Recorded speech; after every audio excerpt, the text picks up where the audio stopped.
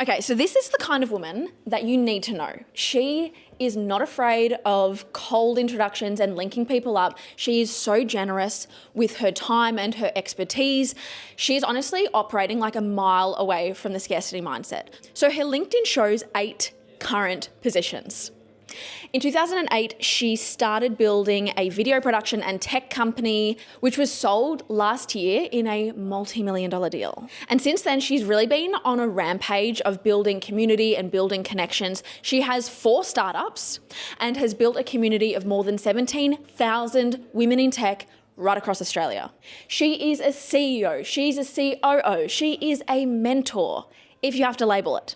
But when you scroll through her Instagram, you actually see a woman who is really balanced, or seems to have it all balanced out. She has 2 kids, she has a husband, she has a crazy travel schedule, but still she shows up with such great energy and intention. Get ready. Oh my God, it's so good to see you. I'm so ready for this chat. All right, are we ready? Go, okay. I'm cordially invited. You're cordially invited. Well, you're cordially invited. So good. Everything. I got too excited. You're cordially invited. Cordially invited. You are cordially invited. I live here now. I'm Ashley Paholic, and this is Cordially Invited. Renee Brewster, it's so lovely to see you. Thank you for having me. You've been away, but also you travel a lot. I do travel a lot, ironically, since, a lot. I feel like you're never in Melbourne Technically anymore. kind of, no, I'm not unemployed. That's a lie. She says unemployed, but you've got like a I've got like a bajillion things billion on. jobs, and I travel now more than ever. When you travel though, are you the kind of person that meets people, like that actually makes friends or like makes connections when you're there? Or are you like a hermit, like you go and No, you're my like... husband's convinced I have a second family. He thinks I have a second family in Sydney that I'm just seeing. But no, I definitely have my little networks now all across Australia, which I actually really love and is Yes. pretty special. And that's just something... Oh, we're on the topic of networking already. I didn't even know. intentionally mean to do it. But I reckon in the last 18 months, I've really developed and I love, and they're from all different little pockets and little parts of the world because I do have way too many jobs.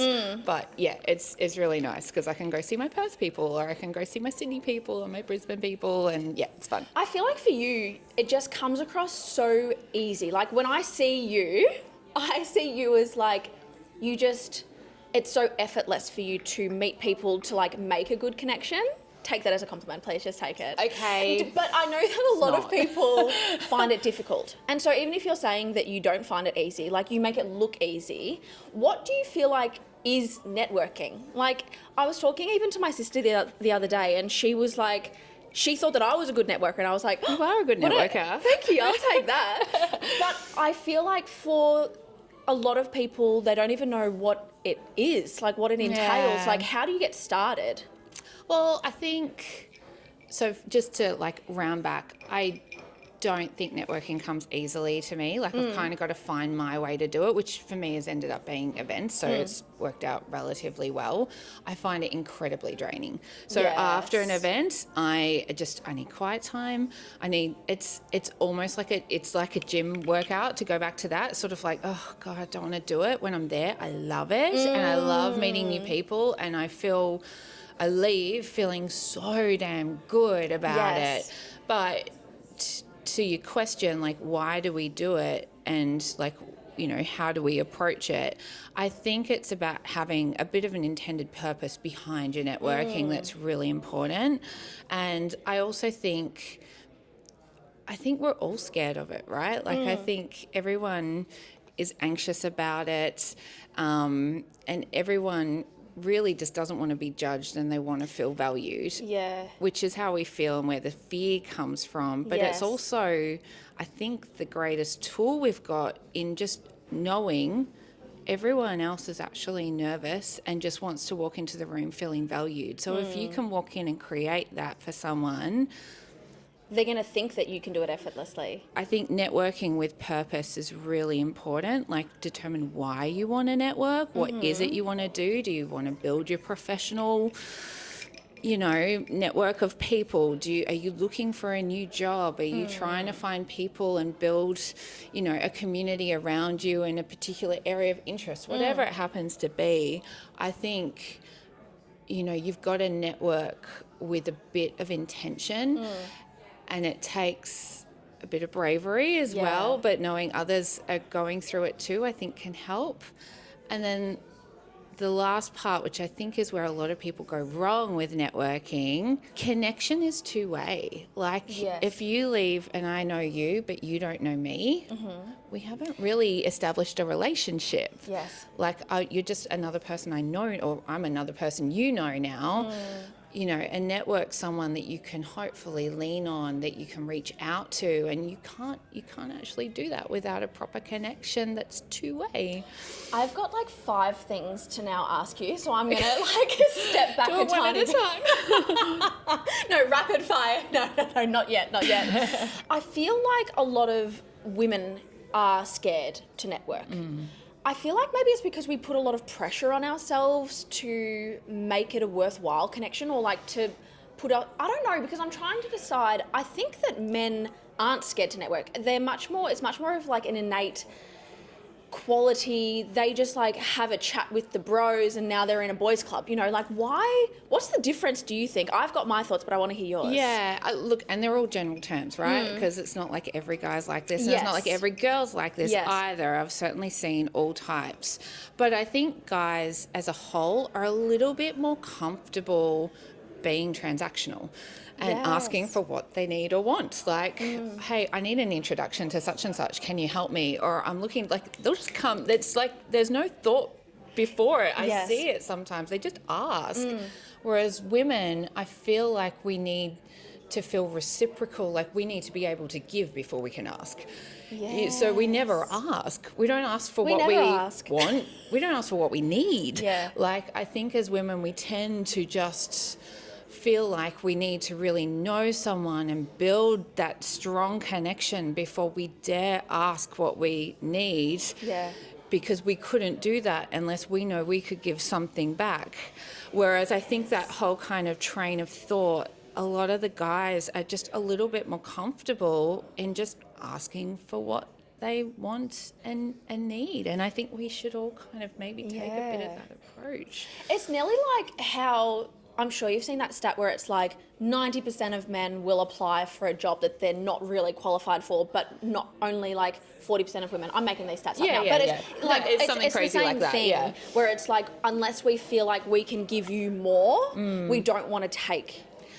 But I feel like for men, like they've been doing it a lot longer than us. I guess the thing that I find interesting about what you say is the transactional.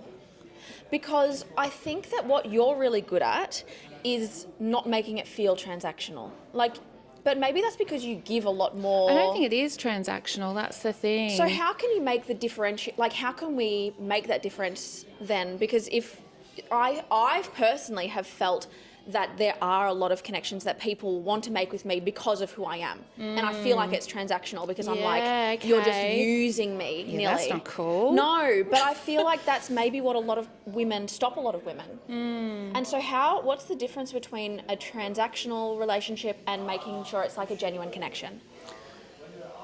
I think for me, when I'm meeting with someone, and look, I probably need to rewind as to when I feel like my network has truly expanded, and it's actually where we met, which was at my company, which I exited in March of last year, so 2024. And if I reflect on that period, I actually felt like I really lost a lot of my connections. Like, work was so intense, there was so much happening. I actually was really craving connection. And I also was at this point of, a turning point in my life where I'm about to start something new.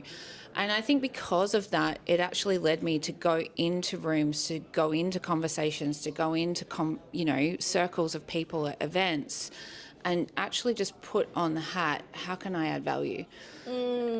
And maybe, so maybe I don't know how to answer your question. I can only tell you what I did. And it was sort of just through those conversations, and it was sort of my way of figuring out where I had value, because I just didn't feel like I maybe had it.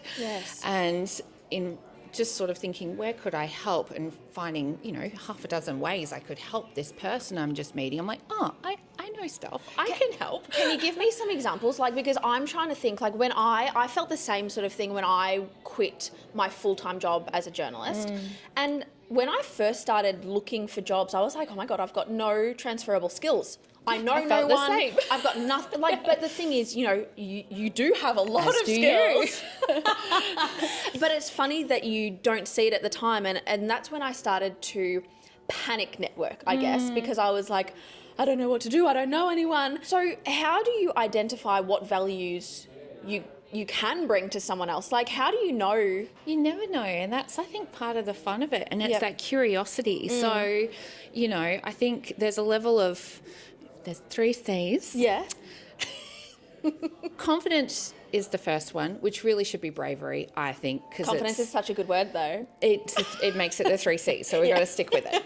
So a bit of confidence, a bit of curiosity, and you want to leave with a connection. Like, I think really if you break down networking, it's those 3 things. Like, you know, I think life rewards action. Just thinking about how you want to be more connected to people or find your way is not going to get you there. You actually need to take action, and that means showing up, starting a conversation with someone where you don't know where it will lead, and it's scary, I get it, but then just being curious, like, what do you do? Like, everyone, like I said at the start, are walking into those rooms just with a big sign on their head glowing saying, I just want to feel valued. Yes.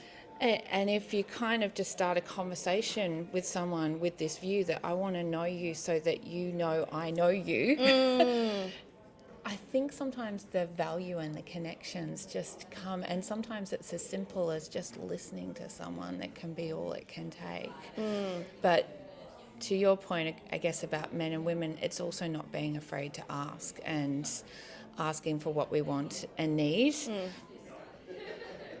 Because I just think, to your point, the guys just do it so naturally, and it's foreign for a lot of women to do that. Yeah, we're learning how to do it better, I feel like. You know what was interesting? So I went last year to this conference, and it was for scale-up women founders across the world. Like, these were women who owned, you know, billion-dollar, I'm not even exaggerating, billion-dollar companies. They were at the top of their game. They had thousands of employees. They were just the women you want to be when you grow up, right? Yes.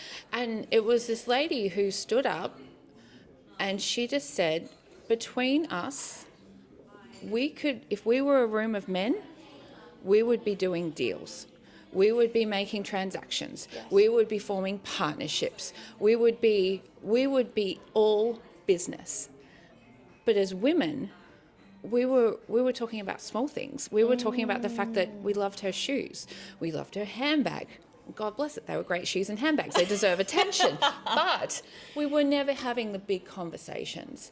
And it was an interesting call out, and I'm so grateful she did it, because I think we caught ourselves then over the next 2 days as we're talking in these little groups of like, where is the big deal that you and I can do together? Because we knew collectively we could probably rule the world. Yes. You know, we had that power, and we had the ability to help one another, and I think we were the right people in the room, but it was just actually having the bravery, the confidence to ask the question. And I think maybe even just going in and catching yourself with the, why am I here? What is my big you know, where is the connection? And then having that, being, you know, brave to have that big conversation. I love that little switch in mentality around, like, yes, what are we getting out of this conversation, but also how can we work together, sort of thing. And one thing that so I feel like, has that changed some of your conversations? It's changed lots of the conversations, and you do have to be careful. Maybe you don't have to be careful. Maybe this is the old me actually still wearing it down. Like you said, it's like, I think people are being transactional with me and not being afraid of that. Like, True. Use and abuse me. well, I wouldn't. I know you wouldn't. But not being afraid of that. Yeah, like just asking. And I, you know, it's even been interesting recently. Like, I launched my latest company, and you know, I think I reached out to a lot of my network. Can you help me just share a post on the day that I launch? Yeah. And I thought, I felt a bit intimidated to ask, and I thought, I feel like I've connected so many people with people. Like, Yeah. I can ask for this. This is okay to ask. Yes, Like, and it's not like and you're if they say asking- no, it's okay too. Like, I respect that. True. I think it's the okay if they say no. Yeah, I think that's which what is we're all hard. scared of. Yeah, like it Yeah. is difficult. One thing that's really changed my conversations recently is someone, because I am trying to network quickly in a different place from Melbourne. Yep. And so Where are you going? Oh, I can't Another tell conversation. you yet. Okay. Oh. And so I've been starting to try and build out my network there. And so I've been starting from scratch. Yeah. And so I connected with one person, and then I was like, I really don't know how to go about expanding it, because I'm really good at in person, but it's the before I'm there networking. Yeah. And so this one woman said to me, what you need to do is ask at the end of the conversation, is there anyone else that you think you could connect me with or that I would get along with? Yeah. And so now that has brought me along a trail, and I've like connected with 8 to 10 people in the past like 2 Perfect. months. Yeah. Exactly, but I never thought of doing that. Never thought of asking for what you want. Yes. I don't know And why. how's it working out for you? Amazingly. Really Yeah. So I feel like though, when you're at a event, I feel like that's when you do your best networking. Yeah. Yeah. When you're at an event, who should you be networking with? Because a lot of people think, oh, I'm going to network with the top dog there. Should you be going for the big fish? Should you be networking with peers? Should you be networking with people at the same level or like wanting to expand? Like, who do you network with? Depends what you want, right? Like, I guess it depends why you're there and what the purpose of you building your network is. Like, if you're looking for a new job or a promotion, or if you're looking to build your leadership skills and you're currently in a more junior role to that and looking to increase and trying to find a mentor or something, I think that being clear in what your objectives are behind your networking is important. Maybe getting a bit of a personal elevator pitch together if you're nervous We can love be a personal elevator pitch. can be a good little thing to have in your pocket to be able to whip out. Yes. But then it's just even thinking about who do you know now that would fit that criteria, and maybe What they're do you people. mean by that? Maybe you've worked with someone in the past that was a really good manager and you don't work there anymore. Okay, and reaching out back out to them. Yeah. Okay. Like, What would you say? Do you want to catch up for a coffee, or like, I think that's the barrier. Is like, I don't even know what to say. What do I ask? And this is again down to that objective Yeah. and that personal elevator pitch, right? True. So I want to increase my leadership skills. If that's True. it, it's them reaching out and just like, if you had time, I'd love to be able to buy you a coffee. I'm looking to increase, my leadership skills pick and your brain about ability. it. And you left a lasting impression on me. Like, I mean, let's build them up because they're more Yes. likely to say yes, right? Yes. And because everyone wants to feel valued. Yes. And then going in quite clear on just asking them, like, how did you get your break into leadership? What would you recommend I do? Like, I'm writing all of this down. I'm like copy pasting that now to send to everyone. You do it, I think, quite naturally. Thank you. I like do to build though. people up. That's the thing. Yeah. If you, like you've said, people want to be valued. They want to be seen. And so Yeah. if you can genuinely feed into that, I think that's personally what I think builds a Yeah. really strong, quick connection. Yeah, Because Yeah. you want to be around people who make you feel good. exactly. But I spoke to one woman who was quite high up in a law firm. Yeah. And she was saying to me that she hates going to networking events, and there's 4 or 5 people that just run over and stand around her and like nod like little puppy dogs. And she leaves that being like, I don't know any of your names. Yeah. I don't know anything about you. And I think that is the transactional that we don't like. Yeah. At the end of the day, I think networking, when done, is a genuine connection. It is a relationship in whatever small form, big or small. And some people need bigger relationships, so having a one-on-one coffee is the better way for them to network versus other people who are quite happy to have sort of smaller, have Yes. multiple conversations in one night.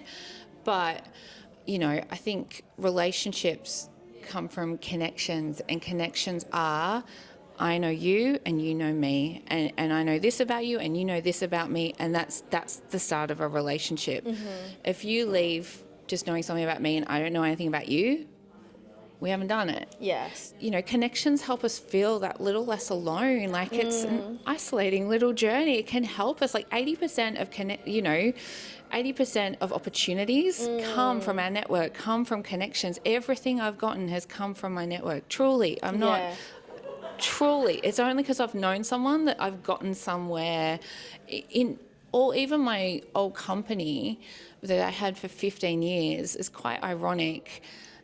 At the time when we were kind of looking to go a bit more profesh and things were getting real, and I needed to make my business partner quit his very secure television job and, you know, jump aboard with no pay and just into the abyss with his growing family, I reached out. He said, I will do that, but I need an office. And I'm like, how do I get an office? Yeah. I reached out to someone in my network who I knew had a business. I'm like, do you have 2 spare desks you could share? Oh. He did, which is great. Yep. And that was our first office. Yep. And I've since now started a company with that guy. This is 16 years later.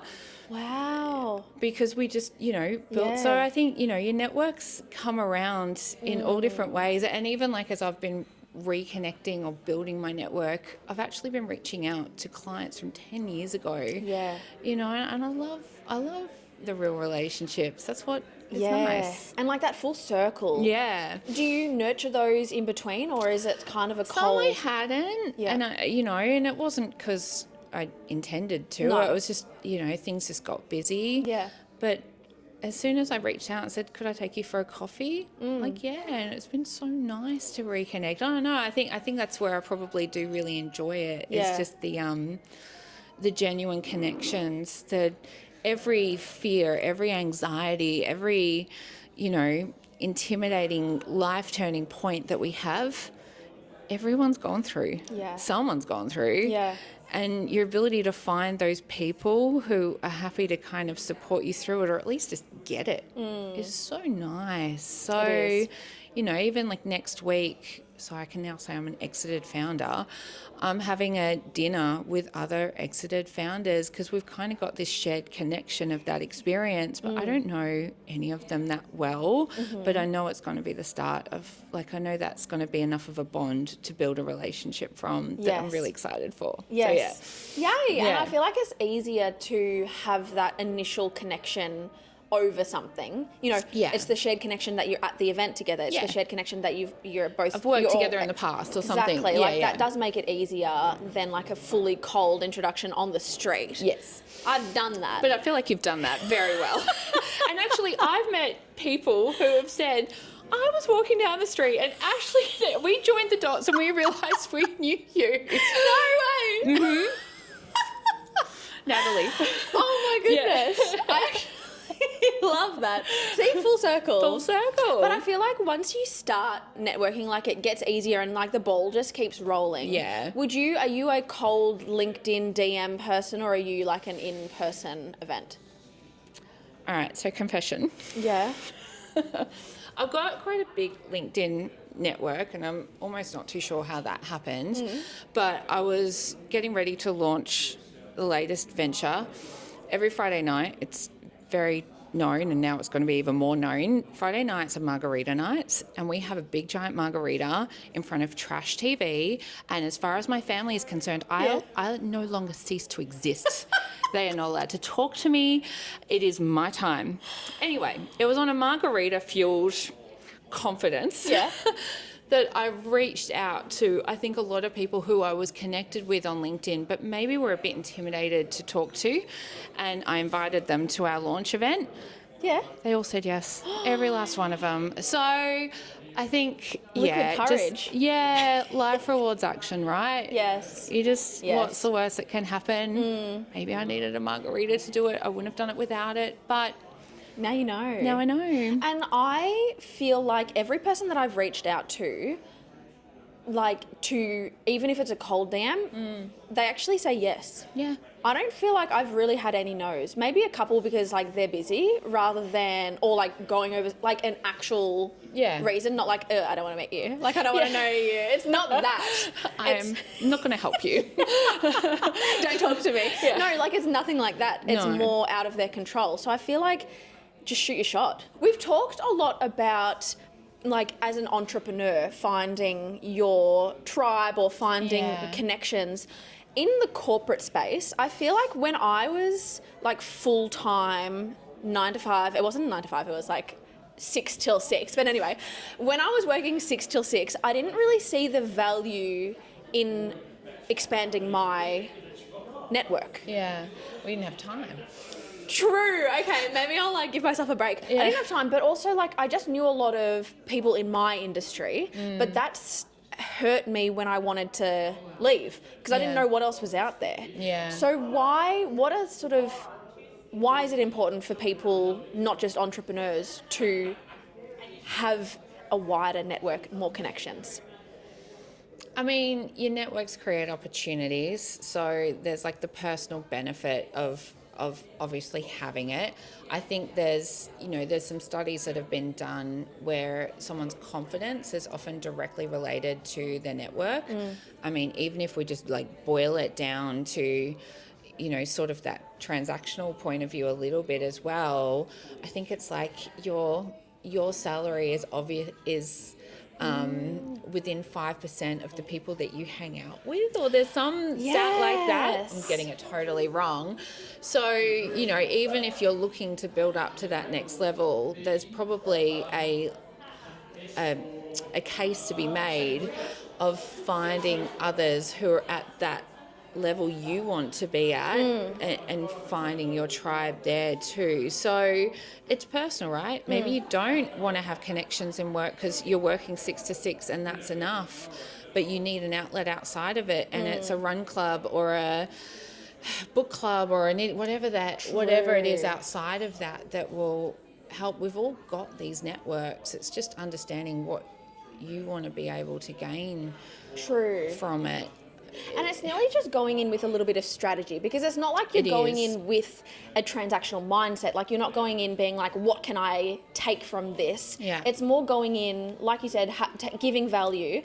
But it's even like you talking about run clubs or book clubs, like it's so relaxed now, but you can make a connection through that if you go in with a little bit of strategy. Yeah, and I think you've got to actually start with that strategy. Like if you're just networking without a purpose, I mean, it's fine, but you're probably not going to get the value from it that you want, or find the people that ultimately will help you or build your confidence up. So I think actually being very clear with where you want to build a network, why you want to build a network. And it could be as simple as like, I'm missing information that I need. I just feel alone and I want people around me. I want to learn a new skill, whatever it is. Determining what that is. And then, having the confidence to take action, firstly, curiosity once you're there to ask lots of questions. And then that third and final one of, making a connection. Do I know you and do you know me? That's when a network is made. Yeah. That's a successful connection. I would never think you were intimidated or shy. And you do vox pops, for heaven's sakes. I know. Like, that's the scariest It is. of all. I did vox pops in my former life. No one wants to talk to you when you've got a microphone.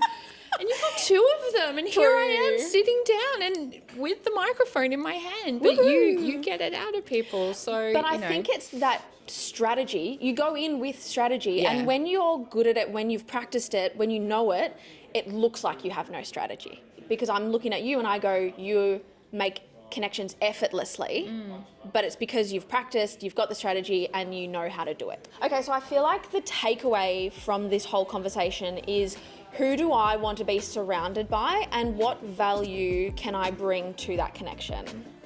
Have a think about that, and I think that's everyone should go out there, do a little bit of networking, surround yourself with the people that you want to be like, that you want to be. And remember, they need to know you, and you need to know them. Yep. Thank you so much for your time. Thank you.